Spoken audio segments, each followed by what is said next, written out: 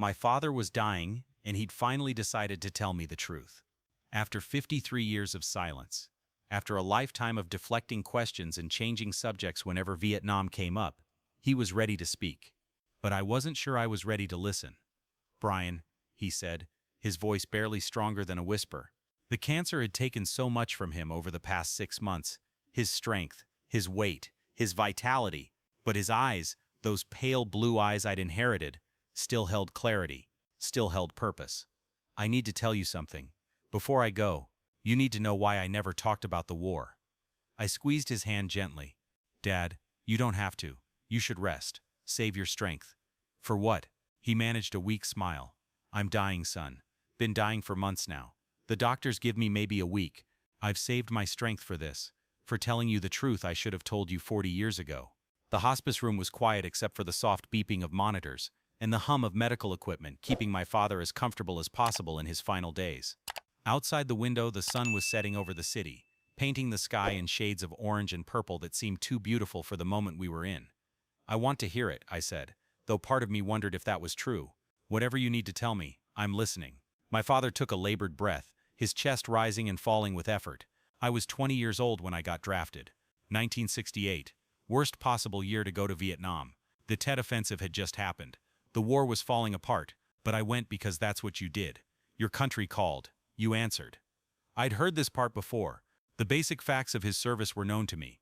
Drafted in 1968, sent to Vietnam, served with the 25th Infantry Division, came home in 1969. What I'd never heard was what happened during that year. What he'd done, what he'd seen, what had changed him from the idealistic kid in his deployment photos to the quiet, haunted man who raised me.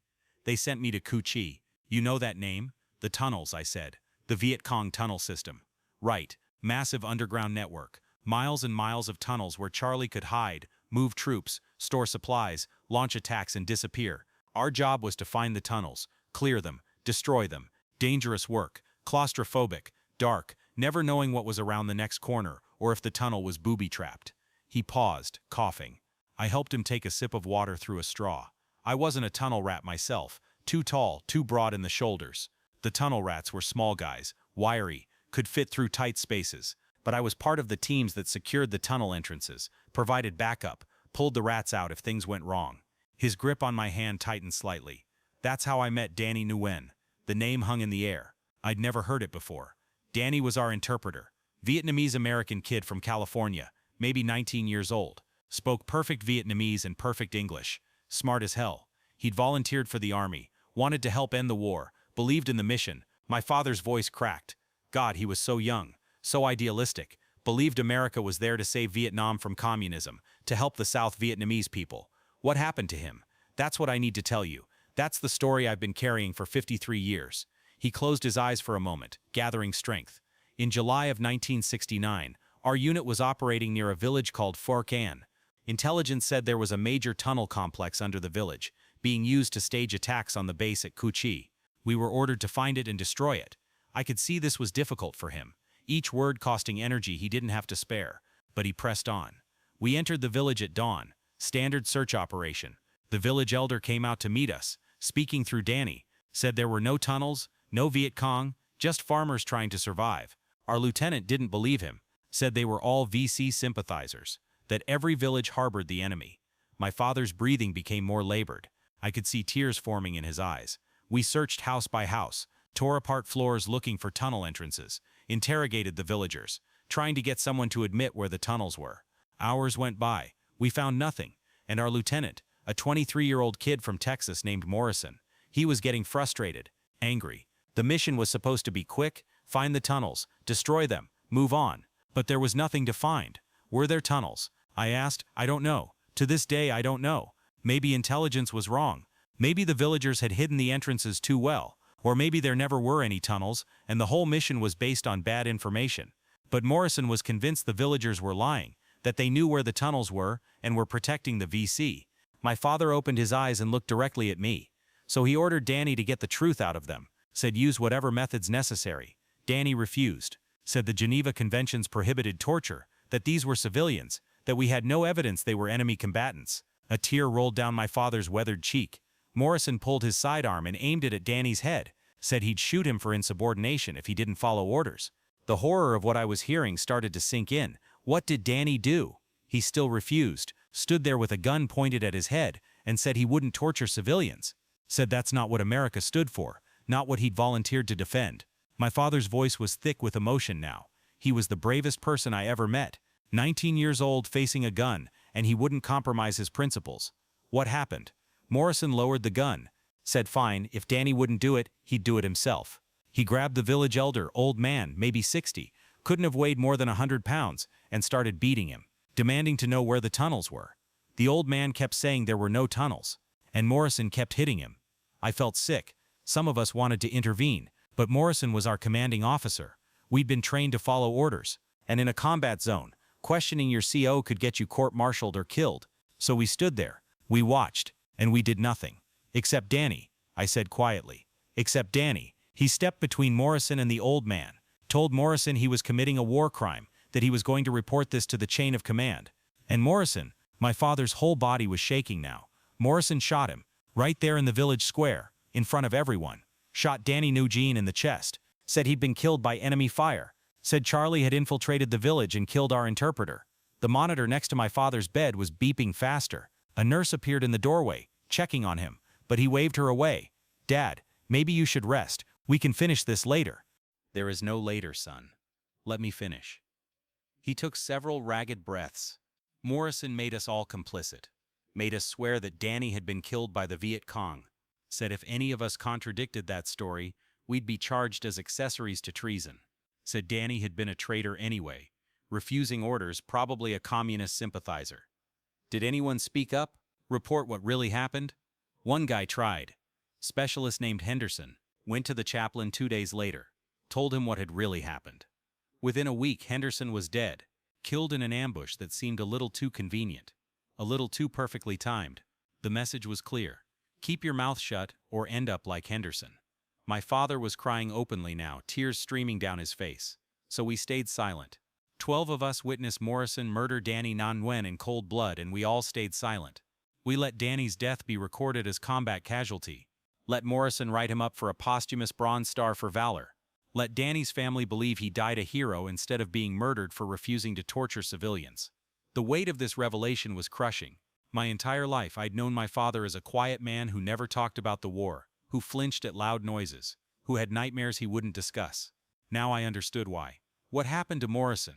Finished his tour, came home, became a police chief in some small town in Texas, died of a heart attack in 2003, honored as a Vietnam veteran and respected law enforcement officer. Never faced justice for what he did. And the other soldiers who were there, scattered after the war. Some died in combat before coming home. Others died over the years from various causes. As far as I know, I'm the last one left. The last person alive who knows the truth about how Danny Nguyen really died. My father grabbed my arm with surprising strength. That's why I never talked about Vietnam, Brian. Not because of PTSD. Not because I saw terrible things in combat.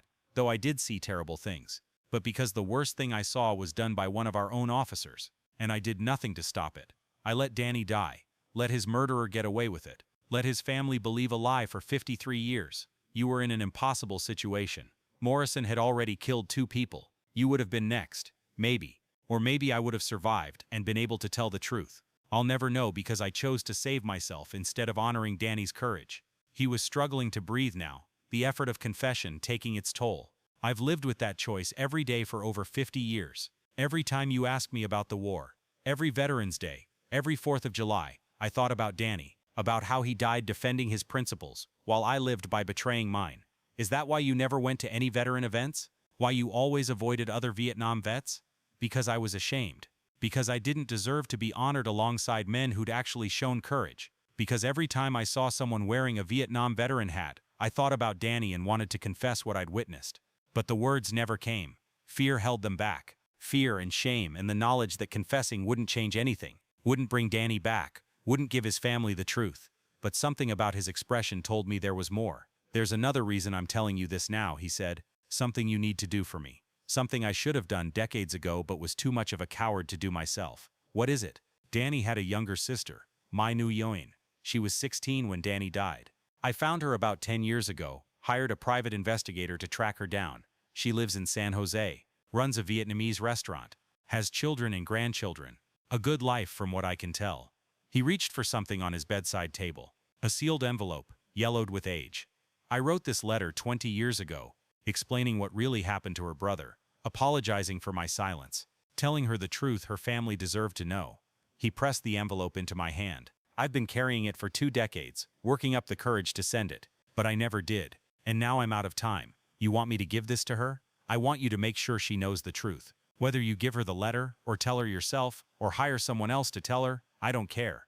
But she deserves to know that her brother didn't die in some anonymous firefight. He died because he refused to torture an innocent old man. He died being the person America claimed to be but often wasn't. He died a hero, even if his murder was covered up as combat casualty. I looked at the envelope in my hands. A 20-year-old letter containing a 53-year-old truth. The weight of it was immense. What if it hurts her? What if knowing the truth is worse than believing he died in combat? Maybe it will be, but it's her truth to know. Her brother's story to hear. For 53 years her family has grieved based on a lie. They deserve the real story, even if it's painful. He gripped my hand again. Promise me, Brian. Promise me you'll make sure she knows. Don't let Danny's courage disappear into history as just another combat death. Let someone remember what he really stood for. I promise, Dad. I'll find her. I'll tell her the truth. My father relaxed slightly, some burden lifting from his shoulders even as his body continued to fail. There's one more thing. In that envelope is also the name and unit information for every soldier who was there that day. Most of them are probably dead by now. But if any are still alive, they deserve to know that someone finally told the truth. That the silence is broken. Do you think any of them will come forward? Confirm the story? I don't know. Probably not. They've been silent this long. Why would they speak up now? But maybe knowing that someone finally told the truth will give them some peace. Or maybe they'll hate me for exposing what we all agreed to hide. Either way, it doesn't matter anymore. The truth matters more than my reputation or their comfort. The nurse came back in, checking my father's vitals. She gave me a look that said his time was getting short. Dad, I need to ask you something. Why didn't you tell me this before? When I was younger, why wait until now? He smiled weakly. Because I was ashamed. Because I didn't want my son to know what a coward his father was. I wanted you to respect me, to admire me, to think of me as a good man. If you'd known the truth, you wouldn't have. You would have seen me for what I really am. Someone who witnessed murder and said nothing. I don't see you that way. You were in an impossible situation, and you're telling the truth now. That takes courage. It's easy to have courage when you're dying and have nothing left to lose. Real courage is what Danny had, standing up when it cost you everything, when you have your whole life ahead of you. I never had that kind of courage. But at least I can make sure his courage is remembered. Over the next hour, my father told me more details. The name of the village where it happened. The exact date. July 17th, 1969. The weather that day, hot, oppressively humid, the kind of heat that made everything feel surreal. He described Danny's last words. This is wrong. This is not what America is supposed to be. He described how Morrison had tried to frame it as enemy action, firing his weapon into the air to make it sound like a firefight. He described helping to carry Danny's body to the medevac helicopter, knowing the report would say he died in combat when he'd actually been murdered for refusing to torture. As the sun fully set and the room grew dark except for the glow of medical equipment, my father's breathing became more labored. The nurse came in and adjusted his morphine drip. I'm tired, son, he said. So tired. I've been carrying this weight for so long and I'm ready to put it down. You can rest now, Dad. You told the truth. You kept your promise to Danny. Did I? Or did I just pass the burden to you, make you responsible for delivering the truth I was too afraid to deliver myself? You gave me a purpose, a mission. I'll see it through. I'll make sure my Nguyen knows what her brother did, what he stood for, how he died. My father squeezed my hand one more time, weakly. Thank you, Brian. You're a better man than I ever was. I'm proud of you. Always have been. I learned from the best, Dad. Even if you didn't think you were teaching me anything about courage, you were. By carrying this guilt for 50 years, by never letting yourself forget, by finally telling the truth, that's courage too. Maybe, or maybe it's just the bare minimum I owed to Danny's memory. His eyes were closing now. There's a photo in my wallet. Danny and me, taken a week before he died. We were at the base, having beers, smiling like we didn't have a care in the world. I've carried that photo for 53 years. Never showed it to anyone. Never talked about who he was or what he meant to me. But I want you to have it. When you find Mai, show her that photo. Let her see her brother happy, alive, with a friend who cared about him even if I didn't show that courage when it mattered most. I found the wallet on his bedside table and pulled out the photo. 2 young soldiers, barely more than boys, arms around each other's shoulders, grinning at the camera. My father looked so young, so untouched by the horror that was about to unfold. And Danny, I could see the intelligence in his eyes, the idealism, the hope that would get him killed. "I'll show her, Dad. I'll make sure she knows you cared, that you never forgot him." My father didn't respond. His breathing had become shallow, irregular. The nurse checked his vitals again and gave me a sympathetic look. "It won't be long now," she said quietly. I sat with him through the night, holding his hand, watching the monitors slowly decline. He never woke again, never spoke another word, but I hoped in whatever dreams or thoughts occupied his final hours that he found some peace, some relief from the burden he'd carried for over 5 decades. He died just before dawn, as the first light was starting to creep through the hospital window. The same time of day that Danny Nguyen had died in a Vietnamese village half a century earlier. The funeral was small. My father had few friends. The silence he'd maintained about his past had extended to isolation in his present. A handful of relatives, some neighbors, a veterans honor guard that fired their rifles and presented me with a folded flag. I stood there accepting condolences from people who had no idea what my father had really carried, what truth he'd finally confessed, what mission he'd passed on to me. 3 days after the funeral, I boarded a plane to San Jose, with my father's letter in my briefcase and the photo of him and Danny in my wallet. I'd found Mai Nguyen's restaurant easily enough, Pho 17, named for the date of Danny's death, though none of the customers would know that. I sat in my rental car across the street for an hour, watching the lunch crowd come and go, trying to gather courage. What I was about to do would change this woman's life, would transform her understanding of her brother's death, her family's sacrifice, her own history. Was I doing the right thing? Or was I just fulfilling my dead father's wish at the expense of a woman who'd found peace in a comforting lie? But I'd made a promise, and Danny Nguyen's courage deserved to be remembered, even if the truth was painful. I walked into the restaurant just as the lunch rush was ending. An older Vietnamese woman was clearing tables, mid-60s, gray hair pulled back in a bun, moving with practiced efficiency. "Excuse me, are you Mai Nguyen?" She looked up, smiled politely. "Yes. Are you looking for a table? Kitchen's still open for another 30 minutes. Actually, I'm here about your brother, Danny. I have something I need to tell you about how he really died." The smile faded from her face. The dish she'd been holding slipped from her hands and shattered on the floor. "What did you say?" And there, in a Vietnamese restaurant in San Jose, 53 years after Danny Nguyen was murdered for refusing to torture an innocent man, I began to tell the truth my father had been too afraid to tell. Mai listened without interrupting. When I finished, when I'd told her everything my father had confessed and handed her the letter he'd written 2 decades earlier, she was crying silently. "I always knew something was wrong with the official story," she finally said. "Danny wrote us letters every week, and in his last few letters he seemed troubled, said he was seeing things that made him question the war, question what America was really doing in Vietnam. And then suddenly he was dead, killed by the enemy, a hero." She held up the photo of Danny and my father. "Your father looks so young here. They both do, just boys." My father never forgave himself for staying silent. It destroyed him, but he was afraid. Afraid of Morrison, afraid of what speaking up would cost him. "And your father, he's dead now, last week. That's why I'm here. He made me promise to tell you the truth before he died." May was quiet for a long time, looking at the photo, reading my father's letter, processing 5 decades of lies, finally exposed. "Do you know what the worst part is?" she finally said. "It's not finding out Danny was murdered. Deep down, I think I always suspected. The worst part is knowing he died exactly as I would have expected him to die, standing up for what he believed in, refusing to compromise his principles even when it cost him everything.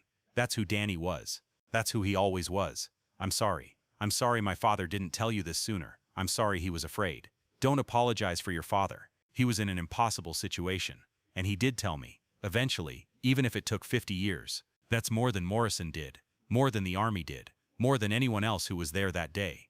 She looked up at me. "Thank you for coming, for keeping your father's promise, for giving me the truth, even though it's painful." We talked for another hour. I told her everything my father had said, every detail, every moment, every word he'd remembered from that day in July 1969. And she told me about Danny, the brother she'd lost, the idealist who'd believed in America's promise, who'd volunteered to serve the country that had given his refugee family a home. He really believed, she said, believed that America was good, that we were there to help. When he died, I thought his faith had been justified, that he'd died protecting those beliefs. Now I know he died because those beliefs conflicted with the reality of what we were doing. Does knowing the truth help? Or does it just make the grief worse? Mai thought about that for a long time. Both. It hurts knowing he was murdered by his own officer, that his death was covered up, that the man who killed him lived free for 30 years.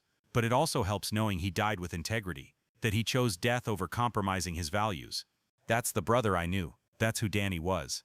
As I prepared to leave, Mai stopped me. Your father's letter mentions other soldiers who were there. Do you have their names? I did. I'd brought the list. Most of them are probably dead by now, but I thought you might want to know who witnessed what happened, who stayed silent. I don't blame them, Mai said, surprising me. They were young, scared, facing a murderous officer and an army that would cover up the truth to protect itself. I blame Morrison. I blame the system that let men like him have power. But the other soldiers, they were victims too, in a way. My father would have been grateful to hear you say that. He blamed himself every day for 50 years. Then I'm glad he told you before he died. Glad he found some way to unburden himself. Nobody should carry that kind of guilt to the grave. But he had carried it to the grave, almost. Just managed to pass it on before he died, leaving me to deliver the truth he'd been too afraid to deliver himself. I drove back to the airport thinking about courage and cowardice, about truth and silence, about the impossible choices young men face in war. My father had witnessed a murder and done nothing. Danny Nguyen had faced murder and refused to compromise. Both had paid a price, one with his life, one with 53 years of guilt. Which was the hero? Which was the coward? Or were those categories too simple for the complexity of war? The impossible situations that break ordinary people into pieces and leave them trying to fit back together for the rest of their lives. I didn't have answers. Just the weight of a truth finally told, a promise finally kept, and a brother's courage finally honored, even if justice would never be served. My father was buried in a veteran's cemetery under a headstone that listed his service in Vietnam, honorable discharge, good conduct medal. Nothing on the stone mentioned the burden he'd carried, the silence he'd kept, the truth he'd finally told. But I knew, and Mai Nguyen knew, and somewhere in whatever comes after death, I hoped Danny Nguyen knew that someone had finally spoken up, that his courage hadn't been forgotten, that the truth hadn't died with him. 53 years late, but finally told. Sometimes maybe, that has to be enough.